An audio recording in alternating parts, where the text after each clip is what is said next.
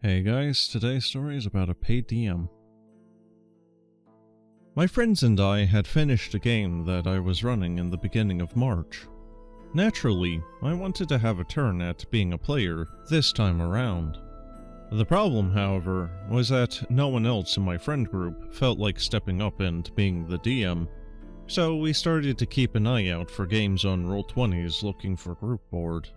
And those who know how Roll20 can be should be familiar with the application process.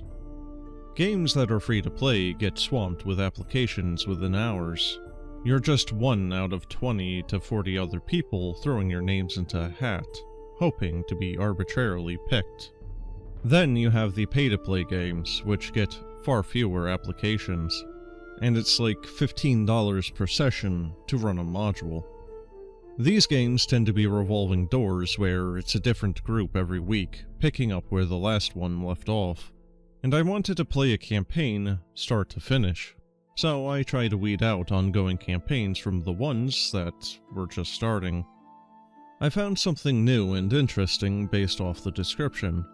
It was a heavily homebrewed survival campaign that took place on a desert continent, and the description was explicit and full of details, answering most of the questions that I would have typically asked during the application process. It had details about the DM and their experience. It went over what spells had been altered to aid in the survival setting immersion, such as Goodberry and create food and water, and how they would produce less than the default raw, as well as what sort of behavior that was expected, and what would not be tolerated. All of which sold me the idea that this campaign was professional, and the DM knew what they were doing. So I informed my group of friends, and the fact that it was a pay-to-play game was contentious. Only one of my friends was keen on the idea, joining me in applying to the desert campaign. The two of us signed up, and we were the first and second to be selected as players. The rest of them said, "Thanks, but no," and went looking for free-to-play games.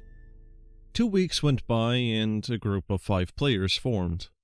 We had our session 0 at the end of March, hearing each other's voices for the first time. We introduced ourselves and we went over our character sheets, and the DM then spent the next 2 hours going over rules of gameplay, rules of conduct, and rules on how the payment would be processed. During the session 0, a couple of red flags would very quickly reveal themselves. The first red flag was how certain mechanics of gameplay were banned from being used. The one I took the most umbrage with was mounted combat.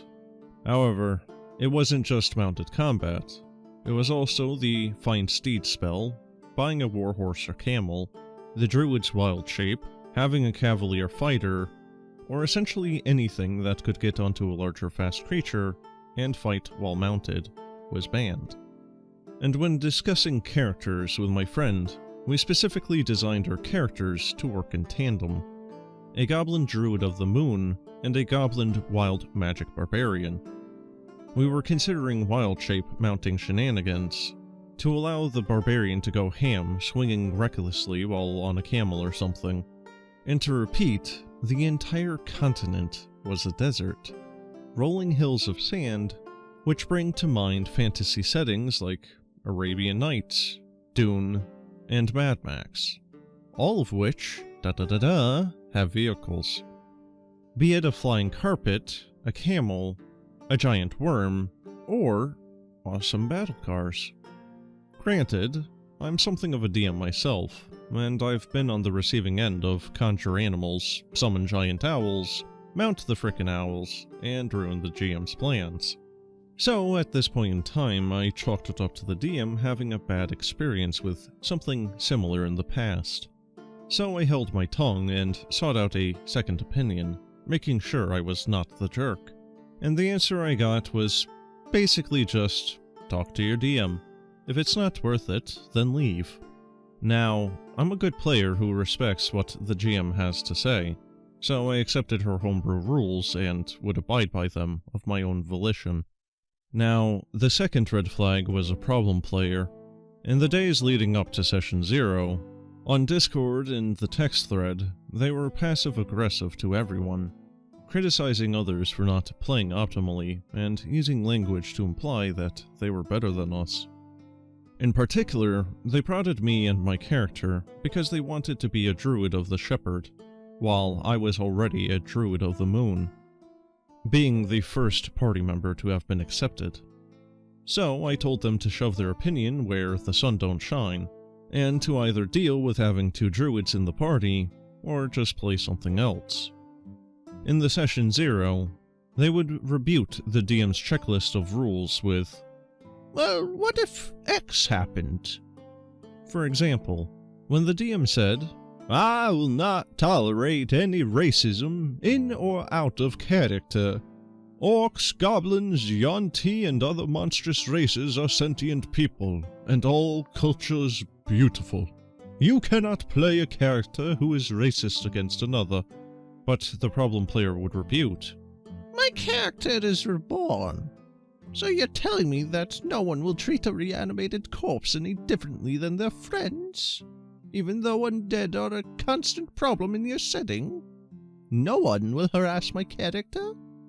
So yeah, between the restricted mechanics and the problem player, I was regretting paying for this experience. But even so, I stayed for the first session to see how things would play out, as I already paid my money for the week. During this first session, it turned out that the problem player was also a blatant cheater. At one point, when their character had to remove their hood, I asked what my character would see. You know, expecting a corpse. However, they claimed to be a changeling reborn. So, a reanimated corpse that looked alive because they were mimicking a living person. The Unearthed Arcana clearly states that the traits that you had in life are removed, and you only use the stats in the Reborn template. They also had a wild companion familiar, which was a gazer. You know, a familiar that's only allowed to be taken by warlocks. And this familiar also used its eye beams during combat, which was completely overpowered and also not allowed. Familiars cannot attack as stated in the Find Familiar spell text. And when the Reborn Druid needed health, they used Goodberry and Matin berries to heal up, whereas the homebrew survival rules reduced this to 4 berries. But what really bothered me during this time was that the DM was never calling them out on their cheating. But eventually, the end of the session came, and the DM asked, "So, what did you all think of the session? Any areas to improve?" So I let all my grievances out. I didn't like the restriction on mounted combat, which gimped me and my friend. I didn't like the problem player, both in and out of game. And I called him out directly for cheating. And when I spoke out, the problem player began to yell, shouting over me and everyone else in the call, drowning out any civil discussions from taking place. So I simply wrote in the text chat, "My friend and I are leaving. Best of luck." And we did just that. A couple of days went by and the DM contacted me privately, saying that they kicked out the problem player and took what I said to heart. They wanted to try again and would love to have us come back. However, my friend was smarter as they didn't return. I, on the other hand, returned, thinking that without the problem player, things could be fun. And since my friend was no longer in the game, I also didn't feel too upset that mounted combat wasn't a feature anymore. The next 2 sessions were starting to look up. I bonded well with the other players, specifically the wizard and monk in particular. However, when it came time for the 4th session, 20 minutes before we began, I was already in Discord on Rule 20, as I like to be early, but the DM added the whole group and said that they couldn't make the session due to health. Understandable, however, I already paid, so I asked if the payment of this week would cover next week, and the DM said it would. The weird thing was, however, this DM would constantly post things in the other chats. Memes, pictures of their cats, plants, talk to the other players on the Discord server. It was only ever during the time that our session was supposed to be planned that she would show any signs of being ill or having bad health. and at every other point, she'd be in high spirits and replying and reposting things from online. Now, I can't prove anything, I just have a hunch that she just couldn't muster the courage to face her own campaign with a rotating roster of strangers. She showed that she lacked the moral courage to call out a cheater while they cheated, so I have a hunch that she lacked the moral courage to professionally run pay-to-play D&D games. This pattern of behavior would repeat 2 more times, 3 times in total. About 20 minutes before the scheduled session, the DM would add everyone and claim to have a health or doctor-related thing to tend to. The 3rd time that this happened, I was getting a bit annoyed. One of the new people, who had only been in the session the week prior, asked essentially the same thing that I had the first time that this had happened. Will this week's payment cover next week's? And then the DM went into a strange text rant about how rude such a question was. I left halfway into that rant because, at that point, I had paid for 3 sessions that never happened, and ended up getting postponed. So, out of the 8 sessions which were scheduled, the first one sucked due to cheating and drama, and 3 of the others were cancelled, so I cut my losses and left. Well, OP, you said that you don't think that this person has the moral backbone to stand up to cheating. Well, I think you have sort of the right idea, but not quite. It seems that they lacked morals entirely. It sounds like to me that this person was just trying to play the long con and just keep getting people to pay them for doing nothing. But with this also being said, why would you pay for a second time if the first time that you paid, you got no session for it, OP? Especially when they said that it would be counting for the next session. Did it just not cross your mind that they might be trying to play you for money or something? Or whatever it was that they were doing? I'd have told them to stuff it if they were telling me to pay for a session when I never got the first one that I paid for. Especially when they told me that it would count for the next session. They can get bent. I don't know if this person had anxiety issues or something, but I don't know, I don't really want to give the paid DM here any benefit of the doubt. If they're still accepting payments for 3 sessions that never happened, and then constantly asking for money for the next session that also probably won't happen, there's something wrong there.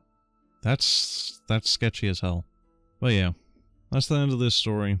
Let me know what you guys think of this in the comments, and as always, have a good one.